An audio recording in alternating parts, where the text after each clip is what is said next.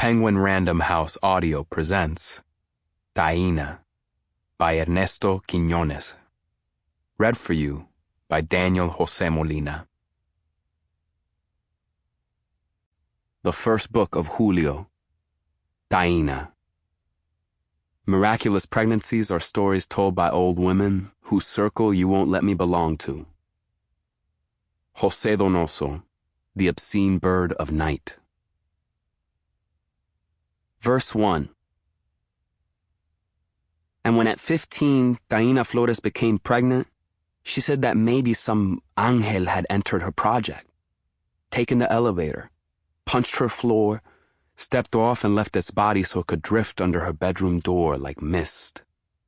The elders at her Kingdom Hall of Jehovah's Witnesses questioned Taina's mother, Sister Flores, and she vowed that Taina had never been with a man.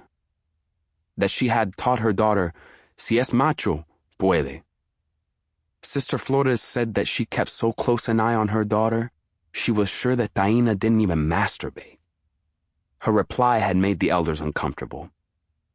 They squirmed in their chairs. Though a sin, that couldn't have made Taina pregnant. The elders inquired about Taina's cycles. Was she early, late, or did they vary? What type of pads does she use? The adhesive kind or the inserted type that are shaped like a man's organ? By this time, all the air had gone flat in Taina's life, and it was her mother who answered all the questions. The trial went on for weeks. Every Sunday after service, the two women were called by the elders into a cold room. Though embarrassed that the entire congregation was laughing behind her back, Sister Flores stood by her daughter's story.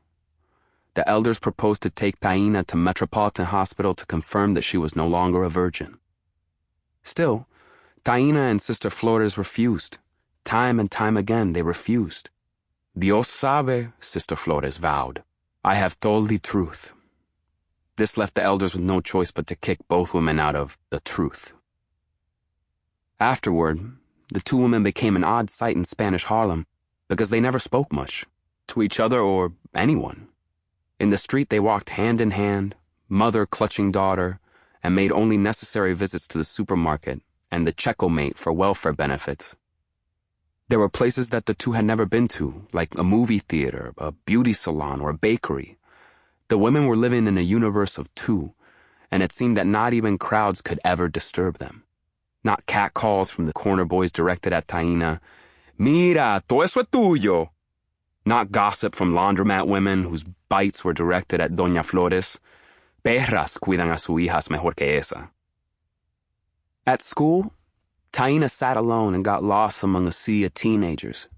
She never cared for clothes, makeup, popularity, or anything. Like her mother, she would smile when smiled at, but not talk back, as if her smile were telling you she was not your enemy, but didn't care for your friendship. The boys liked her. They all fell in love with her, but soon lost interest when she'd stare at walls or anything in front of her, as if the person talking didn't exist. The boys called her conceited. I wondered if she knew she was beautiful. It's not easy to know if you're beautiful. I wondered what else Taina did not know. Did she not know that her voice was a gift? I'd heard that Taina sang beautifully, that she had made the school chorus, that when she took her solo, everyone felt shivers. In her voice was the origin of music.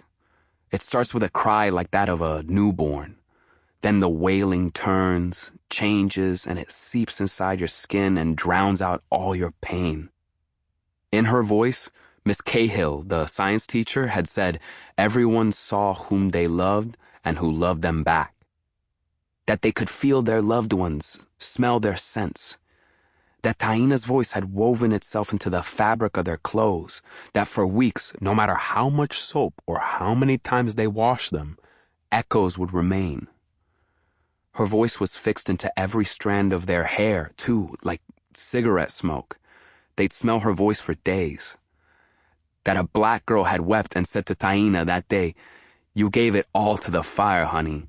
It was like church." That's what I'd heard. And that's what I wanted. I wanted that sound, that voice, so I could hear love. A sound that people wait their whole lives for. I wanted to see who loved me. but all was lost. And if I remember well, Taina had been in one of my classes. It was biology, and she never sang. She said only one word: pigeon. The word sounded hard, as if her tongue had never known sweets, and her accent was pregnant with Spanish, as if Taina had just arrived to the United States. Shame. They said it was this bochorno that had turned Taina and her mother to behave like monks, spending their lives locked in a room doing penance. They said it was this shame that the entire neighborhood knew about that caused Taina to stop singing. It was this shame that the two single women were afraid to face, and therefore shut the door on everyone and everything. They said Doña Flores had been the worst of mothers. They said Doña Flores should have known better. That even as a child, any mother could see that Taina Flores was going to be beautiful, and therefore bring trouble. And when Taina's eyes began to sparkle like lakes in Central Park, and her breasts went from things boys made fun of to things boys wanted to hold in the dark, this sort of disaster was certain to happen. A pretty young girl like Taina must be kept under lock and key, and Doña Flores was no stranger to men who waited for unaccompanied girls to enter empty elevators. After what everyone concluded was a tragedy, counselors from our school were sent to call upon apartment 2B at 514 East 100th Street and 1st Avenue. Doña Flores never answered the door. Detectives made several visits to take the mandatory report. Doña Flores never answered the door. Social workers knocked. Doña Flores never answered. Soon, to cut down on these unwanted visits, Doña Flores pulled Taina out of school. No papers were filed. No homeschooling was used as the pretext. Taina just stopped attending one day. Doña Flores was now the only one you'd see on the street, and she was either carrying groceries or going to cash in her welfare benefits at the Checo-mate. In time, when the gossip was no longer fresh, Spanish Harlem found new things to talk about. Everyone started treating the two the way they wanted to be treated and left them alone. The only person I ever saw Doña Flores open her door to was this really, really tall old man. He was about 7 feet and always wore a black satin cape with a red lining, like that of a nurse. He had large hands, and even though he was old, in his late 60s, I think, his hazel eyes flickered like fireflies. People in the neighborhood called him El Vejigante, like the lanky Puerto Rican folk devil, but nobody knew much about him. El Vejigante had appeared in Spanish Harlem one day out of the blue, as if he had been inside a drawer for many years. He had first been spotted during last year's Puerto Rican Day Parade dressed as a Vejigante, and soon he was living in El Barrio. And just like Taina and her mother, he'd keep to himself. The only time he walked the streets was at night.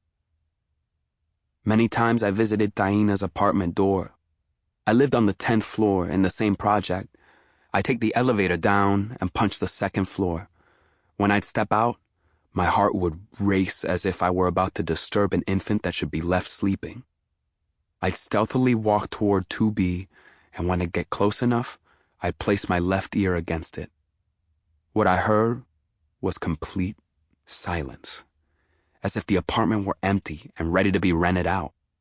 I kept my ear glued to the door, and when the neighbor in 2A caught me, she said she had done the same, and that I wouldn't hear a thing. That no sounds escaped from underneath the door of 2B, as if not even dead people lived there, for even the dead, she said, made noises.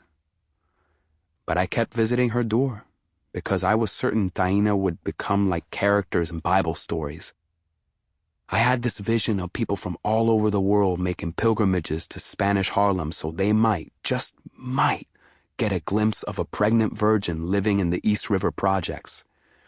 They'd place their ears to the door of 2B as I had, and if they were lucky, they might be blessed by hearing a sigh escaping from Taina's saintly lungs. I was so sure this was going to happen. In El Barrio, Taina's story had spread. Many had shrugged, many had laughed, no one believed, but I felt that it was only a matter of time before 2B and 514 on 100th Street would be known as the building that harbored a living saint. Sample complete. Ready to continue?